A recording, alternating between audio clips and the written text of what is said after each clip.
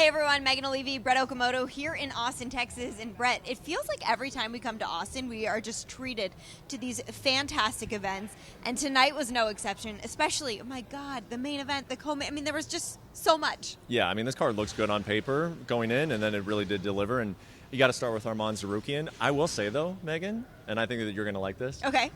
The part about the evening that I love the most for Arman is that he gave Beneil credit, because Beneil is doing things, and we try to give Beneil credit because he does things that we know certain guys just won't do in this sport. Yes. And we know that these guys are courageous and they'll take risks and everything else, but when you get a number next to your name, you do not want to give it up to somebody who's got one lower than you. And Beneil constantly does that, constantly has done that over the course of his career. He has not tried to protect that number. He gives guys below him opportunities, and Arman took advantage of it. So I love the fact that Arman, it's like the first thing he said, he was like, thank you to Beneil Dariush for giving me this fight, because let's be honest, a lot of people wouldn't have. No, and I mean, especially the younger guys in the division as well, it seems like they're kind of fighting for the opportunity to fight these tested veterans. And here we are seeing the result of that. Arman wants a title shot. He told DC, tell Islam to take the fight.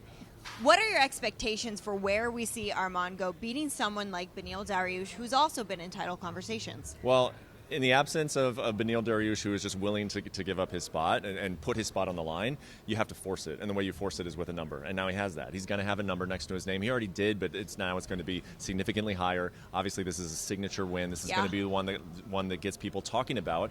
And, you know, not to suggest, again, that like guys like Dustin Poirier, Justin Gaethje, like that they were avoiding him per se, but you just don't really want to fight the guy if you don't have to, right? Well, now you're getting into a situation where I think you're going to have to. You know, otherwise he's going to take your spot. He's going to jump you in line. So Gaethje is, you know, kind of right there waiting for a title shot. Charles Oliveira getting one as well. So he's got a little bit of time. I think he's going to have to take another fight, but he's right there. I think he's one win away from getting a title shot. And I cannot wait to see him fight again, because as much as, you know, this was a spectacular finish, we didn't get to see him fight all that much. But that's the point, right? To be scheduled for 5 rounds and ended in the first. And he's just showing a lot of dynamics to his game. We know about his wrestling. I mean, when he came into the UFC and he fought Makhachev on short notice, he was able to hold his own in those exchanges. So you know that he's capable of anything with that foundation. But then the speed and the power, I mean, this guy's just coming into his own. He's 27 years old, in his prime. You can tell mentally he's just bulletproof, confident.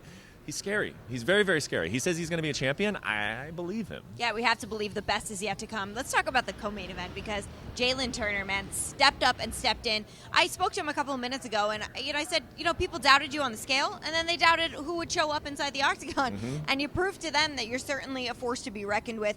He had spoken a lot this week about just relaxing and like going with the flow and letting things just come naturally to him. And it seems like that was the right approach for somebody who's as dangerous as Bobby Green. Yeah, I'm really impressed with that. And sometimes, guys will say that during the week, and really behind the scenes, like they are dealing with a lot. They're like, oh, I'm calm, cool, and collected. Of course, what do you expect them to say? So I asked him again, because I got to talk to him backstage as well.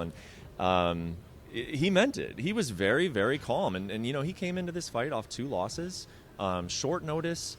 Got to cut all that weight, and then we all saw his condition on the scale. So he was dealing with a lot, but I love the way how he describes it. He is just he's growing. He's growing. He's not really thinking too much about where does this win place me, where am I at in the division, how much ground did I lose to 2 losses. No, he's just trying to get better day by day, and you can see that in his comfort level. This was a tough week for him, and he made it sound like it was just about one of the easiest weeks of his career. So very, very impressive. Exactly, a real mature approach to all of it. We saw Bobby Green. That was his 5th fight in a calendar year.